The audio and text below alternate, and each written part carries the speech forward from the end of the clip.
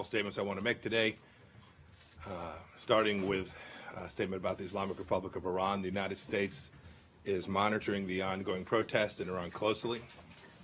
We condemn strongly any acts of violence committed by this regime against the Iranian people and are deeply concerned by reports of several fatalities. We've been at that since the beginning of this administration.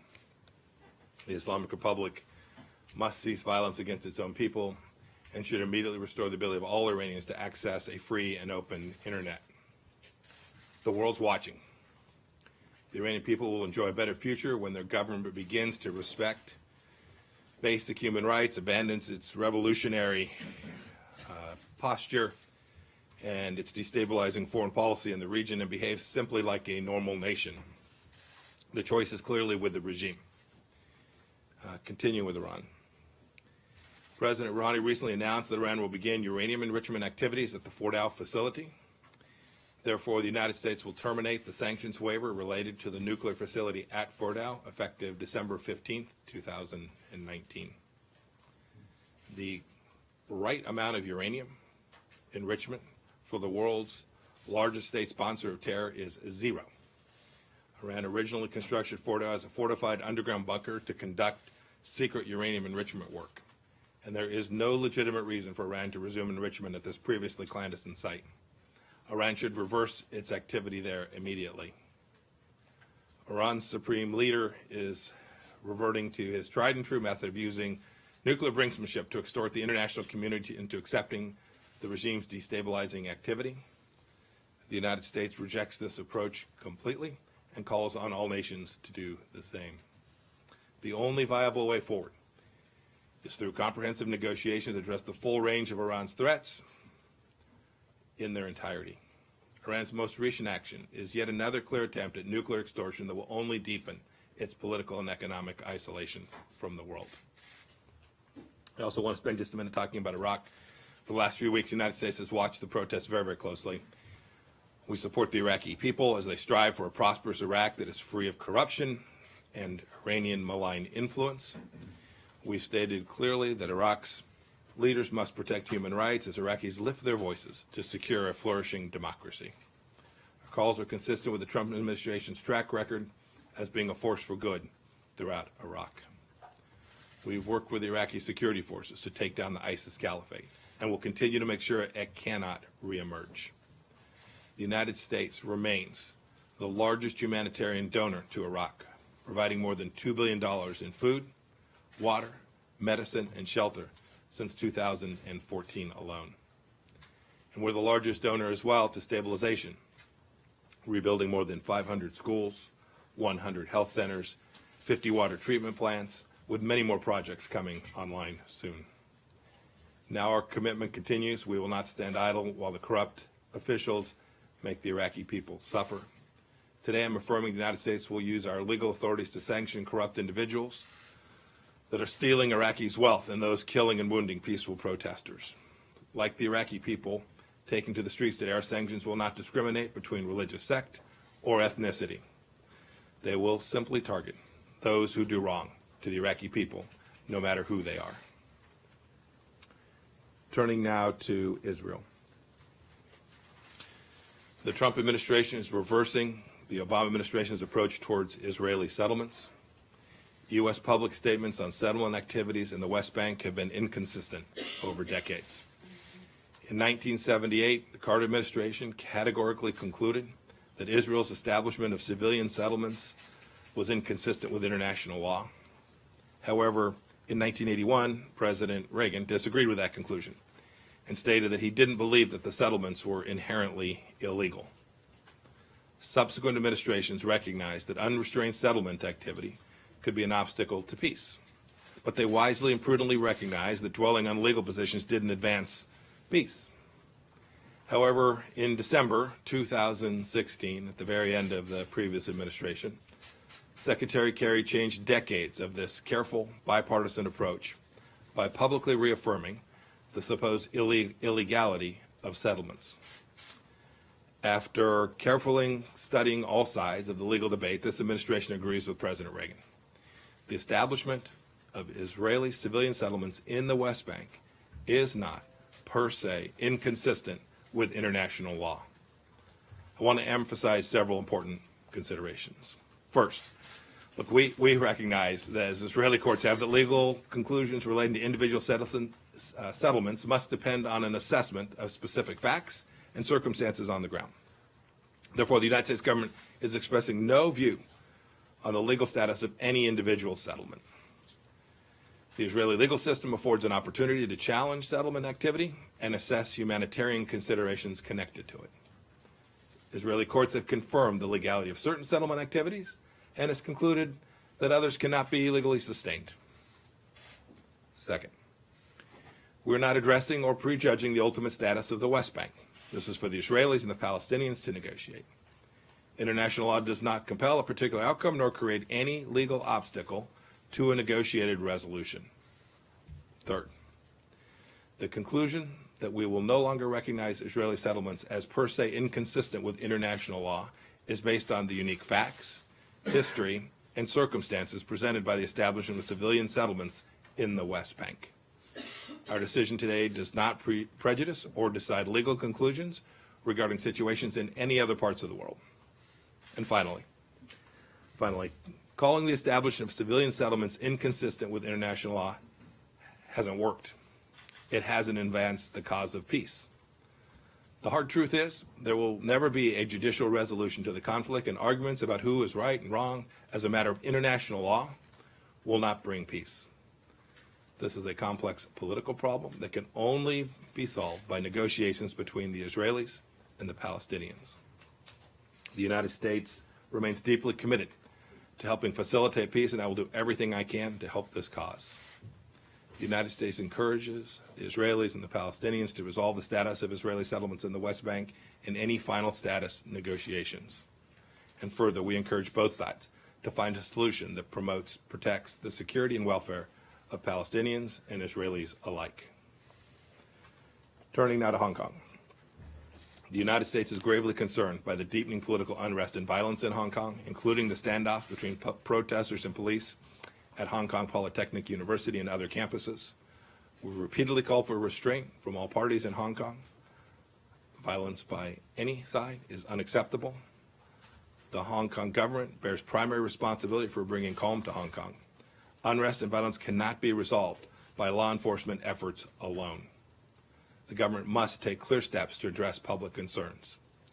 In particular, we call on Chief Executive Carrie Lam to promote accountability by supplementing the Independent Police Complaints Council review with an independent investigation into the protest-related incidents. As the United States government has said repeatedly, the Chinese Communist Party must honor its promises to the Hong Kong people, who only want the freedoms and liberties that they have been promised in the Sino-British Joint Declaration, a UN-filed treaty. And finally, Bolivia. The Bolivian government announced Friday the expulsion of hundreds of Cuban officials for their country. It was the right thing to do. Cuba wasn't sending doctors and officials to Bolivia to help the Bolivian people, but rather to prop up a pro-Cuba regime headed by Evo Morales, who sought to maintain his grip on power through electoral fraud. Bolivia now joins Brazil and Ecuador in recognizing the Cuban threat to freedom. In each case, these governments, free of outside interference, have acted to protect their own national sovereignty and to defend their own citizens' interests. Bravo, Bolivia. I'm happy to take a couple of questions. Matt. Thank you, Mr. Secretary. On the settlement announcement, I'm wondering if you are at all concerned that this position, that's reversal of the previous administration's position, is going to increase the isolation of the U.S., particularly in the UN and around the world, because pretty much everyone else has held the position that if not illegal, they are at least inconsistent with international law. And then secondly, if I could, there are a lot of questions about why you have not chosen to speak up publicly in defense of your employees, including those who testified before the impeachment inquiry. Can you explain why you haven't chosen to make comments in their support? Thanks. So first question, well, I must say, sadly, there hasn't been much support for Israel in the years leading up to this. It's hard to imagine more isolation, unfortunately, at the UN as a result of this decision. We've been challenged to convince nations all across the world to stand up for the people of Israel and their nation's right to exist. So I don't think this increases that. I'm happy to talk about Ukraine policy today. I'm not going to get into the issues surrounding the Democrat impeachment inquiry. Just not going to do it today. It is worth noting that Ambassador Yovanovitch's departure preceded the arrival of Bill Taylor.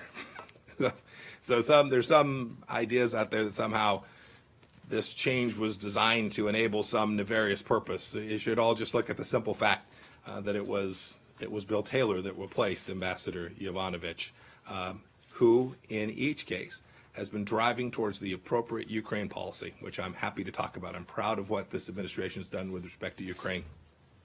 We reversed the massive failures of the Obama administration's policy towards Ukraine, which truly did risk the lives of Ukrainian people and allowed Vladimir Putin to take Crimea and to fight in the Donbass against a group of Ukrainians who wanted nothing more than to defend their nation, but were given just blankets and non-lethal equipment. I'm proud of what we've done. President Trump's policy has been consistent throughout. The State Department is fully supportive not only of what we've done, but our Ukraine policy moving forward. But no defense of your employees?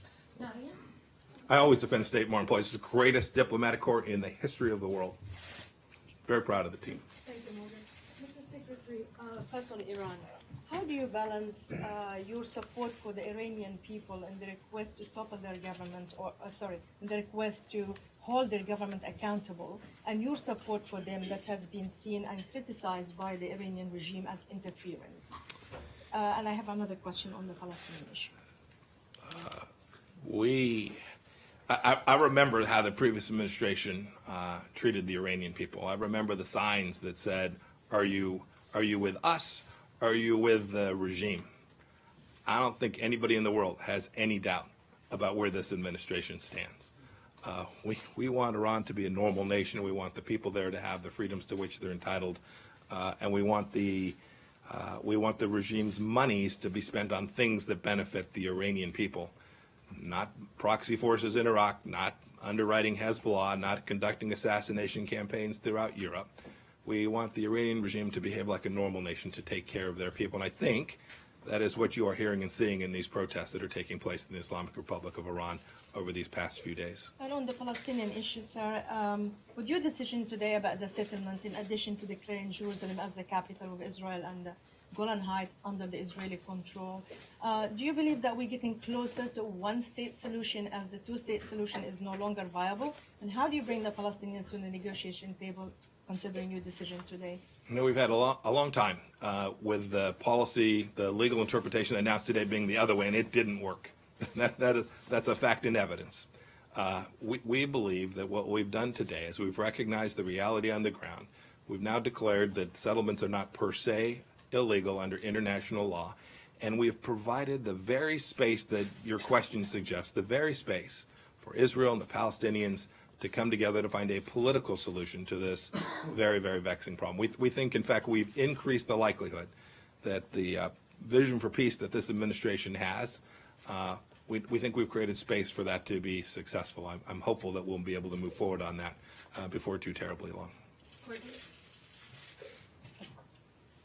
Sorry. Thank you. Just on the Yes, practical implications of the decisions, I understand that you're referring to the decision not to declare these settlements per se illegal.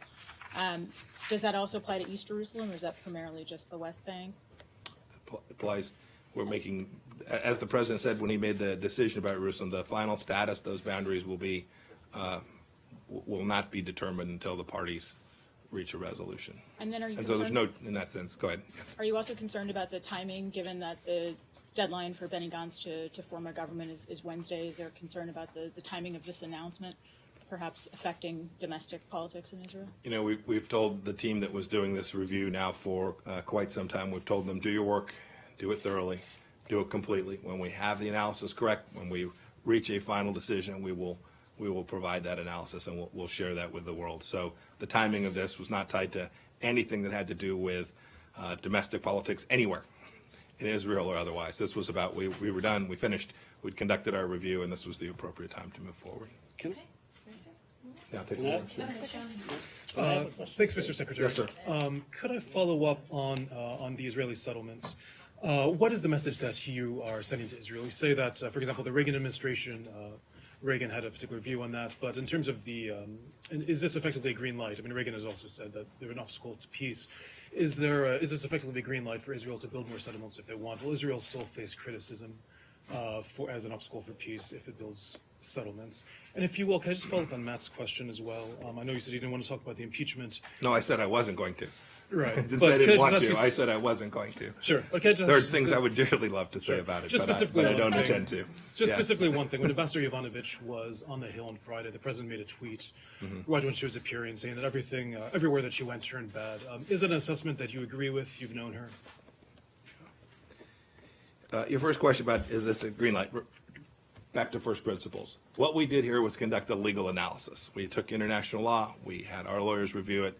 So this was not meant to send a message in any way. You're describing a message about should there be more settlements, should there be fewer settlements, how should Israeli look at the courts. This wasn't intended that at all. This was intended to be a legal review. We do believe that the result of this legal review creates the political space for a more likely resolution of the situation there. We think ultimately this must be resolved politically, and we think taking away this impediment, this idea that somehow there was going to be a legal resolution to this, we think it's folly. We think it has failed, and so we do think we've gotten to a place which creates more likelihood. And I don't have anything to say. I'll defer to the White House about particular statements and the like. I don't have anything else to say about the Democrats' impeachment proceeding. If somebody else has a substantive question about something that the world cares deeply about, I'm happy to take it. Peace process. Mr. Secretary, do you have any guidance or announcement on the peace plan, the peace process, how that's going? And you said you talked about Ukraine policy, so I'm curious if you think Ambassador Taylor has been an effective envoy of that policy, and if he is going to remain in his job, or if the president has lost confidence in him. Yeah, State Department's doing a fantastic job. I think we've delivered in a way that the Obama administration has not delivered on Ukraine. I think the Ukrainian people, and if you listen to their leadership, I think they'd think the same. Your first question was about the peace plan. When the time is right, our vision will come forward. The Israeli government's got to find its way. They've got to get through their government formation process. We're hopeful that they will. And when they do, and the conditions are right for us to release our vision, we'll do that. I hope that can be before too long. Do you still have confidence in Ambassador Taylor? Thanks, everybody. Have a fantastic day. Sir.